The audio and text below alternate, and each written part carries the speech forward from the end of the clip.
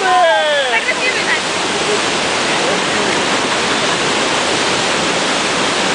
чуть не вылетел. Вовремя удержался. Валерка чуть не вылетел.